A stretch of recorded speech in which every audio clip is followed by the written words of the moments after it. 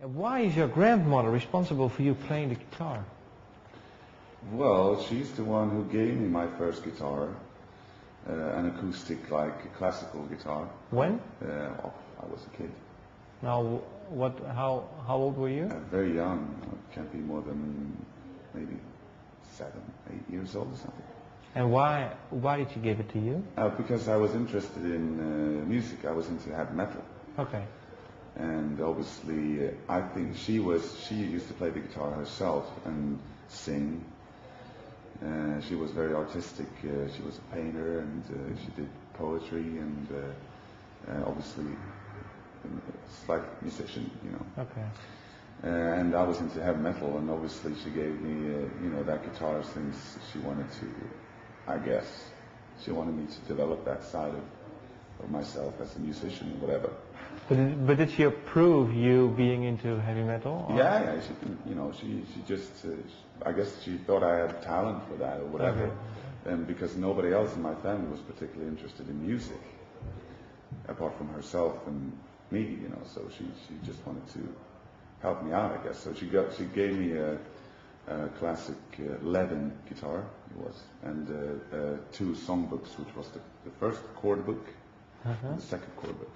And what songs were in there? It was, some children's songs, okay.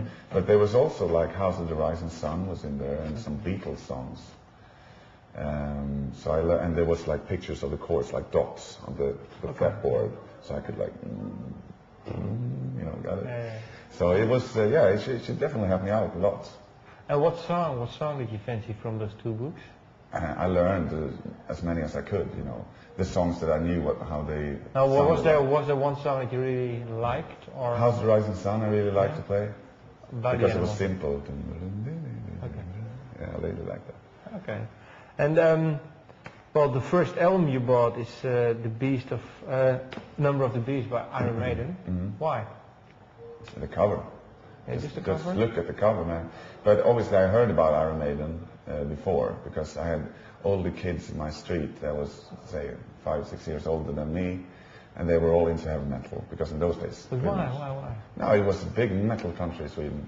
Everybody was either into heavy metal or synth pop, like Thompson Twins or... So we think it's the 80s then? At the beginning 80s. Of the 80s? Oh yeah, this was the beginning of the 80s. Yeah. And they gave me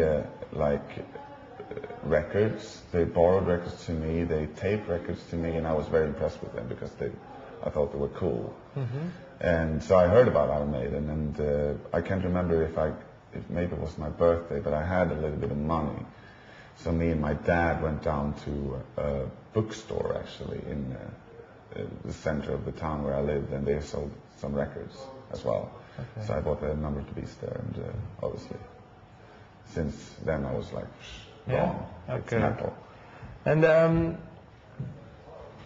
I was wondering what struck you about the Mephisto demo tape, the puzzle. The puzzle, it's you just need to listen to it and you'll know. It's that was done in 1986, which was a time when I was still into heavy metal. Like the Scorpions was my favorite band, Deep Purple, and Judas Priest and Maiden and stuff like that, even Malmsteen. And I had a friend who was into, actually the first singer of Opeth. He was into some extreme forms of music, like Hellhammer and Necrophagia and bands like that were around at the time, or maybe later, I can't remember. But he borrowed to me the demo of Mephisto, because I had heard Celtic Frost. I thought they were rubbish. They couldn't play, because there was no nice. Okay. Yeah.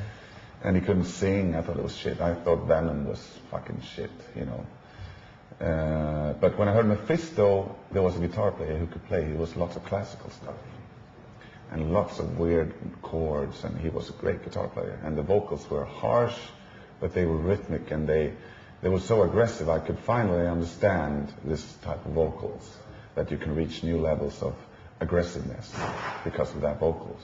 So I just got heavily into them. And then a couple of years later, obviously, along came Entombed and Morbid Angel and stuff like that, and then I was into that stuff. Okay. And Well, before Opeth, you had a band called Eruption. How good is the Eruption track "Abandoned Life"? It's the first song you wrote. How good is it? Yeah. If you can you still remember it? Yes. I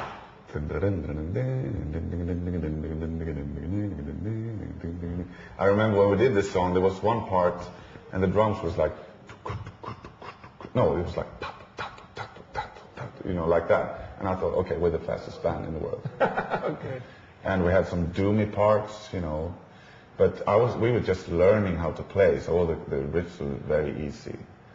And but in those days, I remember you were amazed by, I did a guitar solo, and I was amazed, like, wow, I'm playing and it actually fits the no chords. yeah, the first time this tone, I'm not playing the exact same thing as the other guitar players do, but what I'm doing, it fits together with what he's doing, and it sounds like kind of good, you know.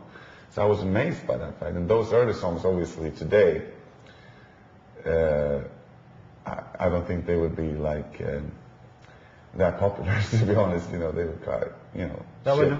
But at the time, shit, or maybe they are, well, they are a bit simple now, maybe to you, but very, very simple songs. I don't think, you know, Opeth fans wouldn't, you know, they wouldn't like it. Okay. But, you know, if they're interested, this was the late 80s, so if they were interested in the history of this band, obviously that's where we started, you know. We used to do our own songs, and we used to do Misfits covers, and whatever else we could play, Sabbath songs, and, you know, all kinds of things that we could play.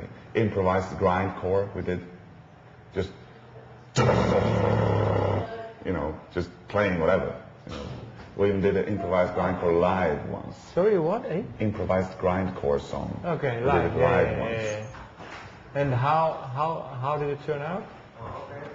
Like the worst racket you ever heard. Okay.